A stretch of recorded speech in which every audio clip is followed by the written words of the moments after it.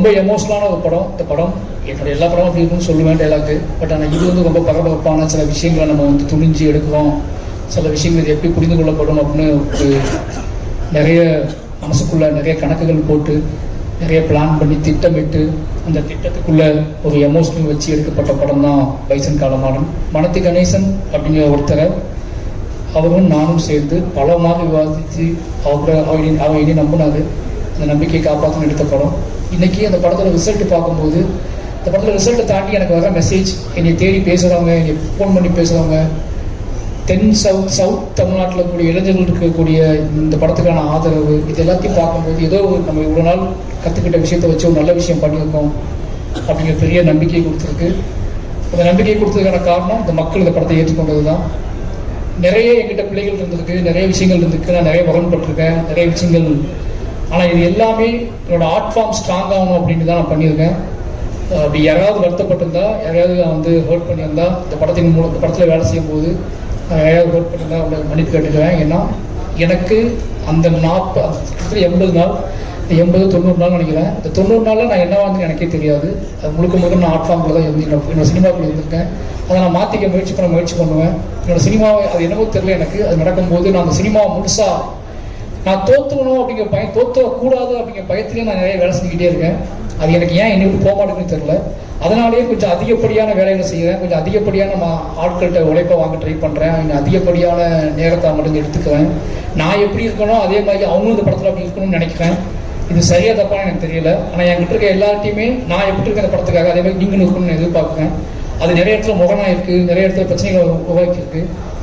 ஆனால் ஃபைனலி இந்த படத்தோட ரிசல்ட் அவங்களுக்கானது தான். அவங்க அதை நம்பி அதை உழைச்சிருக்காங்க. அப்படி நான் முரண்பட்ட, நான் வருத்தப்பட்ட, இல்லை இனி என்ன சொல்கிறது, என் மீது வருத்தப்பட்ட நிறைய பற்றி நான் நன்றி சொல்லிக்கிறேன். இந்த படம் மட்டுமே காரணம். இந்த படத்தை தாண்டி நான் எந்த வகையிலையும் யாரையுமே பகையாக நினச்சதில்லை, எதுவும் கிடையாது. பைசன் ஃபைனலி ரொம்ப ஒரு நல்ல அனுபவத்தை எனக்கு கொடுத்துருக்கு, ஒரு நம்பிக்கையை கொடுத்துருக்கு. நான் தொடர்ந்து வேலை செய்வதற்கான ஒரு பெரிய பலத்தை கொடுத்துருக்கு. இந்த படத்தை பாராட்டி படத்தை கொண்டாடிட்டு இருக்கிற அத்தனை இளைஞர்களுக்கும், அத்தனை மக்களுக்கும், யாருனே தெரியாத மக்களுக்கும் நன்றி சொல்லிக்கிறேன். நிச்சயமாக தொடர்ந்து நான் நல்ல படங்கள் எடுப்பேன்னு நினைக்கிறேன். தொடர்ந்து இந்த மாதிரி எவ்வளோ எதிர்ப்பு வந்தாலும், எவ்வளோ முரண் வந்தாலும் என்னை திருப்பிடலாம், என்னோட நெரட்டிவை மாற்றிடலாம், என்னை செட் பண்ணிடலாம்னு தயவு செஞ்சு யாரும் நினைக்க வேண்டாம். அது என் ரத்தத்திலே கிடையாது. எனக்கு வந்து அதுதான் வரும்னா நான் அதை விட்டு விலகுவதற்கான வாழ்க்கை என்கிட்ட இல்லை. அதை பற்றியே யோசிச்சுட்டு இருக்கேன், அதை பற்றியே போய் பேசுகிறேன், அதை பற்றியே பழகிட்டு இருக்கேன். அதை பற்றியே நான் உங்களுக்கு தெரியாது. இந்த படம் முடிஞ்சு அடுத்த படத்துக்கு இடையில நான் சந்திக்க பிரச்சனைகள், நான் சந்திக்கிற மனிதர்கள், அவங்க சொல்கிற கதைகள்லாம் கேட்டால் நீங்கள் வேறு எந்த படமும் எடுக்க முடியாது. நீங்கள் நினச்சிட்டீங்க ஒரு ஸ்கிரிப்ட் எழுதி முடிச்ச உடனே திருப்பி போய் வேறு அழகாக போய் ஒரு ரூம் போட்டு எங்கேயோ கொடைக்கானலையோ ஊட்டிலையோ இல்லை வெளிநாட்டிலேயோ போய் உட்காந்து கதை எழுத ஆரம்பிப்பான்னு நினைப்பீங்க. ஆனால் எங்களுக்கு அப்படி இருக்காது. எங்களுக்கு எப்படி இருக்கும்னா, ஒரு படத்துக்கும் இன்னொரு படத்துக்கும் இடையில நாங்கள் இருக்கோம்ல, இந்த இடையில இந்த தமிழ் சமூகம் எப்படி இருக்குது, இந்த இந்திய சமூகம் எப்படி இருக்குது, இடையில சந்திக்கிற மனிதர்கள் என்ன சொல்கிறாங்க, அவங்க என்ன பேசுகிறாங்க, அவங்க நம்மளை என்ன எதிர்பார்க்குறாங்க, அவங்க எவ்வளோ அழுறாங்க, எவ்வளோ கண்ணீர் செஞ்சுறாங்க, என்ன கேள்வியில் கேட்குறாங்க. என் சட்டையை பிடிச்சி கேட்டவங்க நிறைய பேர், இதெல்லாம் எப்படா நீ படம் பண்ணுவேன், இதை என் கதை நீ எப்போ சொல்லுவேன், உன் கதை எப்போ சொல்லுவேன்னு சொல்லி சட்டையை பிடிச்சி கேட்டால் நிறைய பேர் எனக்கு தெரியும் எனக்கு. ஏன்னா அவ்வளோ கதைகள் இருக்காங்க. திருப்பி நீங்கள் வந்து மறுபடியும் என்கிட்ட வந்து அந்த நெகட்டிவ் செட் பண்ண ட்ரை பண்ணாதீங்க.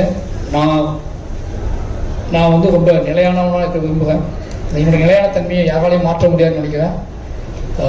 உங்களோட வேண்டுகோளாகவே வச்சுக்கிறேன். திருப்பி இந்த கேள்வி நீங்கள் என்கிட்ட கேட்பீங்க அப்படின்னா நான் அதுக்கு மௌனம் தான் பதிலாக சொல்லணும்னு நினைக்கிறேன். இனிமேல் இந்த மாதிரி கேள்விக்கு நான் எதிர்கொள்ள மாட்டேன்னு நினைக்கிறேன். பத்திரிகையாளர் ஒரு வேண்டுகோளாக சொல்கிறேன், ஏன் இந்த மாதிரி படம் எடுக்கிறீங்க கேள்வியை இனிமேல் அதை தவிர்த்துருங்க. அது என்னை ரொம்ப பாதிக்குது. மறுபடியும் சொல்கிறேன், எமோஷனாக சொல்கிறேன். என்னை மட்டும் பாதிக்குது, என்னோட வேலையை பாதிக்குது, என்னோட நரேட்டிவை பாதிக்குது, என்னோட சிந்தனையை பாதிக்குது.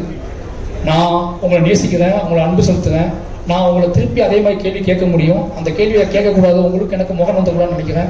ஏன்னா நான் கூடி வாழ ஆசைப்படக்கூடிய வாழ தான் இருக்கேன். நான் திருப்பி அந்த கேள்வியை எனக்கு கேட்டீங்க அப்படின்னா நான் இன்னும் அதிகமாக வேலை செய்வேன். நான் உங்களை அவாய்ட் பண்ண ட்ரை பண்ணணும்னு நினைக்கிறேன். ஏன்னா எக்காரணத்தை கொண்டும் என்னோட கலையவோ, என்னோட ஆர்ட் ஃபார்மையோ, என்னோட அரசியலையோ யாராவது கொடுங்க ட்ரை பண்ணாங்கன்னா நான் மூர்க்கமாக ஃபைட் பண்ணுவேன். அந்த மூர்க்கத்தை வந்து நிச்சயமாக சொல்கிறேன், என்னோட ஆர்டிஸ்ட்டுக்கே தெரியும், என்னோட வேலை பார்த்தவங்களுக்கு தெரியும். அந்த மூர்க்கம் நானே எதிர்பார்க்காத மூர்க்கம். அது நான் அப்படி போகக்கூடாதுன்னு ரொம்ப நம்புவேன். நீங்கள் எல்லாரும் நேசிக்கிறீங்க தெரியும். அதனால் தயவு செஞ்சு இந்த கேள்விகளை நீங்கள் அவாய்ட் பண்ணிடுங்க. நான் மாரி செல்வராஜ் படம்னா அது இருக்கும். மாரி செல்வராஜ் அதற்காக கிளம்பி வந்தவன் தான். மாரி செல்வராஜ் எடுக்கிறது சாதி படமான்னு கேட்டால் அது உங்கள் மொழி. என்னோட மொழி மாரிசெல்வராஜ் எடுப்பது சாதிய எதிர்ப்பு படம். அந்த எதிர்ப்பு படத்தை நான் தொடர்ந்து எடுத்துக்கிட்டே இருப்பேன். நான் வந்து இதை வந்து ஒரு திமிர்லேயே சொல்லலை, இங்கே சொல்கிறேன், எமோஷனலாக சொல்கிறேன். நான் எப்போவுமே இந்த ஆர்ட் ஃபார்மை நம்புகிறேன். நான் அரசியல்வாதி கிடையாது, நான் வந்து கட்டுரையாளர் கிடையாது, நான் வந்து ஆய்வாளர் கிடையாது. நான் என் வாழ்க்கையை பணயமாக வச்சு படம் எடுத்துகிட்டு இருக்க ஒருத்தன். என் வாழ்க்கையை கலையாக மாற்றிக்கிட்டு இருக்கேன். என்னோடய கலைக்கு ஒரு வெறி இருக்குது, என்னோடய கலைக்கு ஒரு ஆற்றாமை இருக்குது, என் கலைக்கு ஒரு கண்ணீர் இருக்குது, என் கலைக்கு சில கேள்விகள் இருக்குது, என் கலைக்கு ஒரு பயங்கரமான லவ், காதல், இந்த சமூகத்தை பற்றி ஒரு காதல் இருக்குது. இது எல்லாத்தையும் ஒன்றா சேர்த்து நான் உங்களுக்கு கொடுக்க ட்ரை பண்ணிக்கிட்டே இருக்கேன். ஒரு 250 படம் வருது, ஒரு வருஷத்துக்கு 300 படங்கள் வருது. உங்களுக்கு கொண்டாட்டம், உங்களை குதூகலப்படுத்தக்கூடிய படங்கள் எவ்வளோ வருது. இந்த ஒருத்தனை விட்டுருங்கண்ணே, அவனை ஏன் போட்டு அவனே திருப்பி அந்த கூட்டத்தில் போய் தர ட்ரை பண்ணுறீங்க. இனி விட்டுருங்க. நான் வந்து உங்களுக்கு பார்க்க பிடிக்கலான்னு பரவாயில்ல, தயவு செஞ்சு நான் உருவாக்கி கஷ்டப்பட்டு கற்றுக்கிட்ட என்னோட இவ்வளோ வாழ்வியல் அனுபவத்தை நீங்கள் நீங்கள் முடிவு செய்ய முயற்சி பண்ணாதீங்க. மற்றபடி இதெல்லாம் பண்ணால் கூட ஏதோ வகையில் நீங்கள் என்னை ஏற்றுக்கொள்கிறீர்கள் அப்படிங்கிற பெரிய ஒரு பொறுப்பும் நம்பிக்கையும் எனக்கு இருக்குது. அந்த நம்பிக்கையின் அடிப்படையில் மறுபடி இந்த தமிழ் சமூகத்துக்கு முன்னாடி மாரிசெல்வராஜாக நான் என் நன்றியை சொல்லிக்கொண்டே இருப்பேன். நான் அந்த பாடலை பாடிக்கொண்டே இருப்பேன். கடைசியாக என்னோடய அஸ்டலேட்டர் டீம், என்னோட கேமராஸ்டன் டீம், என்னோட ஒட்டுமொத்த டீம் என்னை பயங்கரமாக உழைச்சிருக்காங்க.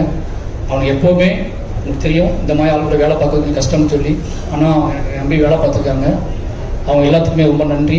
இந்த வெற்றி வந்து எவ்வளோ சிரித்து என்னென்ன பண்ணாலும் ரொம்ப எமோஷனலான வெற்றி. எனக்கு நல்லா தெரியும், நானும் துருவும் எப்படி இருக்குன்னு எனக்கு தெரியும். ஏன்னா இது சாத்தியமான எல்லாம் கண்மணி எப்படின்னா, அந்த முதல் நாள் அவனுக்கு நான் ட்ரைனிங் கொடுக்கும்போது நான் அதை உடனேன், இப்படி ஆரம்பிக்கிறோமே, ஏன்னா அவன் அப்படி தான் வந்து அங்கேருந்து வரும்போது, இப்படி ஆரம்பிக்கிறோமே, இவங்க எப்படி மாற்றப்போவோம், இது எப்படி நடக்க போகுது, இது சாத்தியமா அப்படி பயத்தில் நாங்கள் இருந்தோம். 2 பேர்த்துக்குள்ளேயும் இருந்த ஒரு வெறி தான். இந்த கதையை பண்ணியே ஆகணும் இந்த வெறி எனக்கு இருந்துச்சு. சினிமாவை நம்ம யாரும் காட்டியே அவங்க வெறி அவனுக்கு இருந்துச்சு. இந்த 2 பேரோட வெறி தான் இந்த படத்தை இத்தனை உழைப்பை தூக்கி பண்ணி சேர்க்கறதுக்கு ஒரு முக்கியமான காரணமாக இருந்துச்சு. எங்களோட உழைப்புங்கிறது, நான் உழைப்பின் மூலமாகவே வெற்றி பெற வேண்டும் ஆசைப்படக்கூடிய ஆளாக நாங்கள் இருக்கோம். எங்கள் உழைப்பின் பாதையை மாற்ற முயற்சிக்காதீர்கள். உங்கள் அனைவருக்கும் மறுபடியும் நன்றி.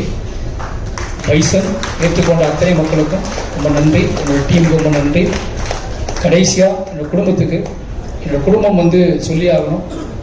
நான் பதட்டமான ஒரு வாழ்க்கையிலேயே இருக்கிற மாதிரியான ஒரு தோற்றத்தை அவங்களுக்கு கொடுத்துக்கிட்டே இருக்கேன். ஒரு சினிமா இயக்குனர் வெற்றி பெற்றதுக்கப்புறம் அது எவ்வளோ பெரிய கொண்டாட்டமாக இருக்கும், அந்த கொண்டாட்டம் எப்படிப்பட்டதாக இருக்கும் அப்படின்னு அவங்க பார்த்துருப்பாங்கல்ல, கேள்விப்பட்டிருப்பாங்க. அப்படி கொண்டாட்டத்தை அவங்களுக்கு கொடுக்கல. ஏன்னா ஃபோன் வந்தால் பயப்படுவாங்க, நான் யார்ட்டையாவது பேசினா பயப்படுவாங்க.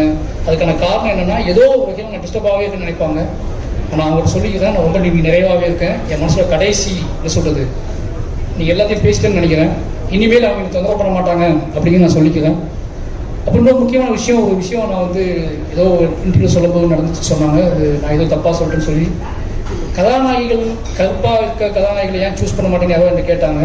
நான் சொல்கிறேன், இது வரைக்கும் எந்த ஆர்டிஸ்ட்டையுமே வந்து அவங்க இந்த கலரில் இருக்காங்க, இவங்க எவ்வளோ அழகாக இருக்காங்க, நான் எந்த ஆர்டிஸ்ட்டையும் பார்த்தது இல்லை. நாங்கள் எல்லாருமே வந்து எப்படி சொல்கிறதுன்னா, நாங்கள் எல்லாருமே வந்து யார் இதுக்கு முழுசாக உழைக்க போடுவாங்களோ, யார் நம்ம நம்புவாங்களோ அவங்க கூட தான் நான் வேலை செஞ்சுக்கிட்டே இருக்கேன். அவங்களுக்காக தான் நான் வேலை செஞ்சுக்கிட்டே இருக்கேன். இது ஒருவேளை அப்படி நிகழாமல் இருக்குன்னா அதை நிகழ்த்துவதற்கும் நாங்கள் ஆசைப்படுறோம். அதை அப்படியான ஒரு சினிமாக்குள்ள அப்படியான சாத்தியக்கூறுகள் வரணும்னா அது எங்கள் மூலமாக தான் வரணும்னு நீங்கள் ஆசைப்பட்டீங்கன்னா அதுவும் நடக்கும். அதை நாங்கள் செய்வோம்னு நினைக்கிறேன். அப்படியே அப்புறம் படமே நான் எடுப்பேன். அது ஒருவேளை ஏன்னா உங்களுக்கு நல்லாவே தெரியும், சினிமா வந்து காம்ப்ரமைஸில் ஒரு இடத்துல இருக்குது. ஏன்னா முதலாளிகள் இருக்காங்க, பட்ஜெட் இருக்குது, பணம் இருக்குது, ஆடியன்ஸோட மனநிலை இருக்குது. இதுக்குள்ளே தான் எங்களோட தேவையை நாங்கள் பூர்த்தி பண்ணிக்கிட்டு இருக்கோம். அப்படியாப்பட்ட அந்த காம்ப்ரமைஸ்க்கு எங்கள்கிட்ட இருக்காது. நான் இப்போ இல்லைன்னு சொல்லலை. அந்த காம்ப்ரமைஸை எப்படி சொல்கிறதுன்னு தெரியாமல் நானும் பல மொழிகளை சொல்கிறேன், பல பேசுகிறேன். திருப்திக்கு அந்த கேள்வி எல்லா விஷயத்தையும் எங்ககிட்ட கேட்குறீங்களா, நீங்கள் எந்த கேள்விக்கு எந்த பதில் சொல்லணும்னு எனக்கு தெரியல. தயவு செஞ்சு சொல்கிறேன், அப்படி அந்த கேள்வி தப்பாக புரிஞ்சுக்கப்பட்டுச்சுன்னா மன்னிப்பு கேட்டுக்கிறேன்.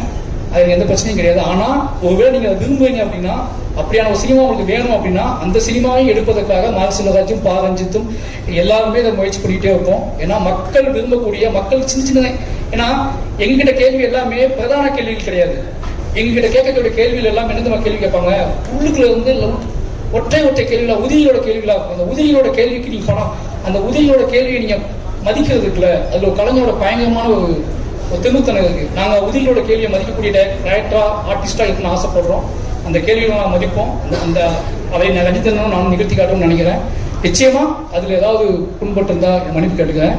மற்றபடி எங்கள் கலை மக்களுக்கானது. அதை மக்களுக்காகவே கொண்டு வந்து சேர்ப்போம். அது எவ்வளோ விஷயம் இருந்தாலும் மக்களை நம்புவோம். நன்றி, வணக்கம்.